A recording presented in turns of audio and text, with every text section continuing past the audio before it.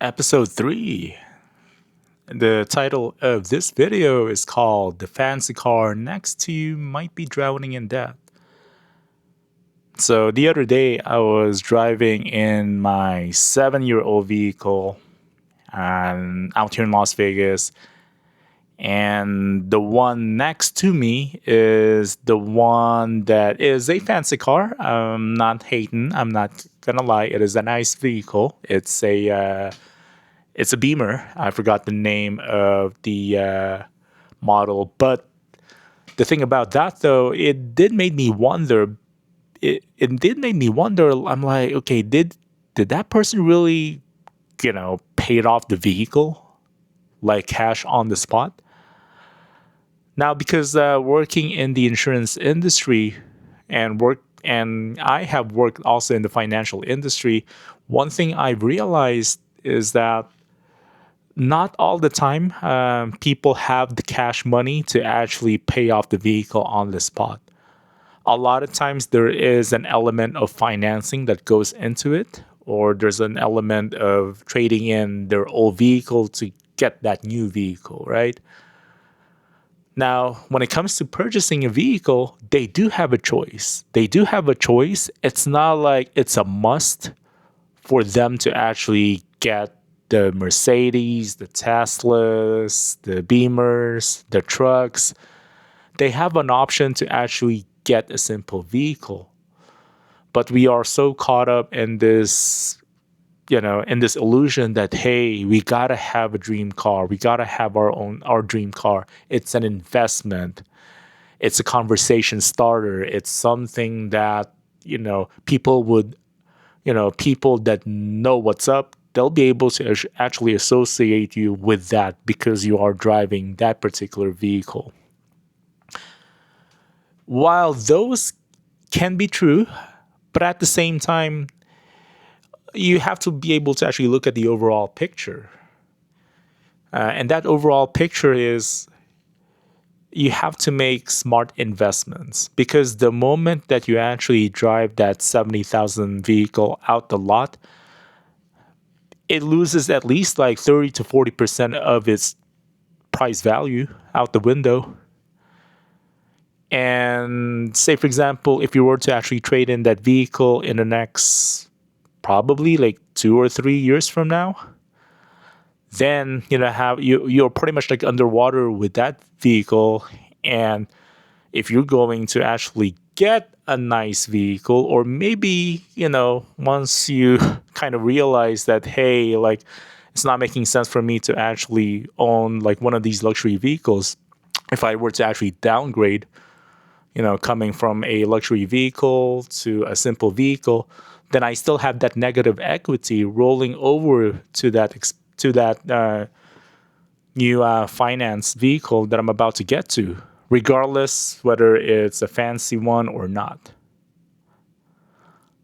So you have to be able to actually think about these things. And not only that, nowadays, $1,000 car payment is not a flex, okay? I've seen this on TikTok. I've seen this on various social media platforms. $1,000 monthly payment, it's not a flex. Okay, $1,000 payment, you're making the car dealership rich. You're making the car salesman rich. You're making the brand rich. You're not making yourself rich in that manner. So you have to be able to actually think of these things. If you're working hard for your money, though, you have to make sure that you have to be more selfish, and you have to make sure that you're not giving away your hard-earned cash to some of these companies. And especially if the value of the vehicle loses a lot of value over time. And it's sad nowadays that a lot of the vehicles that we see out there on the streets, I want to say like 70 or 8% of them are financed. You rarely see them. You rarely see, a vehicle that's paid off in full out the lot. You rarely see you rarely see those people that do have the ability to actually pay it off in cash in one spot or in one sitting. And think about it for a second too. If you were to actually get a high end vehicle, a luxury vehicle, we're talking about like, high insurance prices. Even worse if you actually live in the city because of, the crime rates, the frequency of car accidents that are happening. It kind of screws you over. Now, I live here in Las Vegas, and there is the perception that hey, it's still relatively cheaper to actually live here in Las Vegas than it is in California.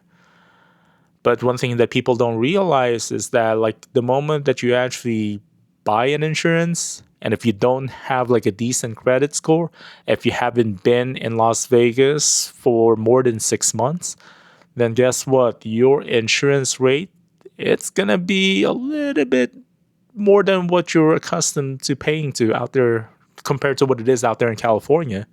So that's something to keep in mind. Not only that,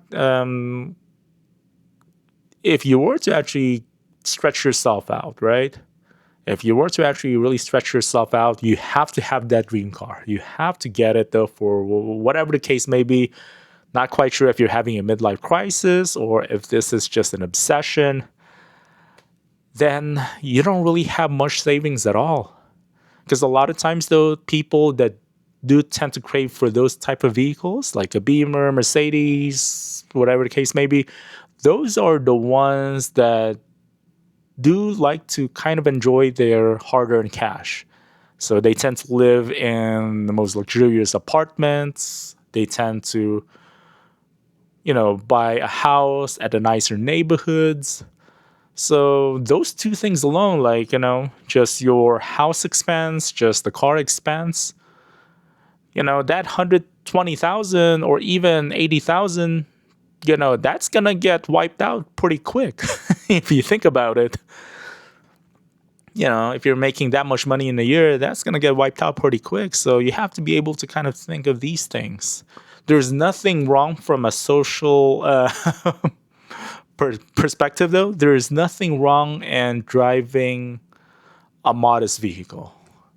A Toyota Corolla, a Camry. I drive Toyotas all my life here in the US, so I'm a little bit biased on that. But there's nothing wrong at all when it comes to driving, a beat up vehicle.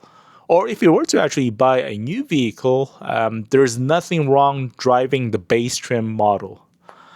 There's nothing wrong with that. As a matter of fact, though, it's gonna make your wallet, it's gonna make your wallet very happy because you're making the wisest choice for yourself.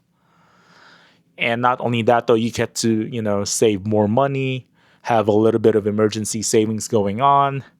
You can pay off your credit card debt. You can travel the world. The fact that you can actually save up as much cash as possible, especially if the car is already paid off in full. And you have a lot going on. You can take a break from your job for at least a month or 2 months or 3 months. You have the ability to actually have the balls, I guess, to actually come up to your boss and say, hey, you know what? I'm done. I quit. Don't do that. But you get what I mean. So that's about it. So whenever you actually see a car outside or your neighbor's car, they're driving a fancy vehicle, just keep in mind that, they're most of the time, I'm not trying to put them down or anything like that, but most of the time the cars here are financed. Okay. Most of the time, the cars here are financed, the maintenance costs, the insurance costs. They're suffering more. They're paying a premium price just to be able to actually have that perception. So just keep that in mind. Okay. The flex here really is, you can take a time off at your job. You can actually travel the world. You can actually buy, a few things here and there. You do have a little bit of money to spend. You can have emergency savings. And I think there is more to that, but those are the ones that I could think of on the top of my head. There is a lot of benefits for you though in when you don't have a car note. So again, keep that in mind. It's a nice feeling. I'm not gonna lie, it's a nice feeling. So whenever somebody is parked right next to me and they have a fancy vehicle, though, I'm not hating on them. As a matter of fact, though, hey, I might be judging them the wrong way, but again, facts are facts. 70 or 80% of the people out here that are driving, with a luxury vehicle, most of the time they are financed. It is what it is. Stats don't lie. Okay, thank you so much and have a good day. Bye bye.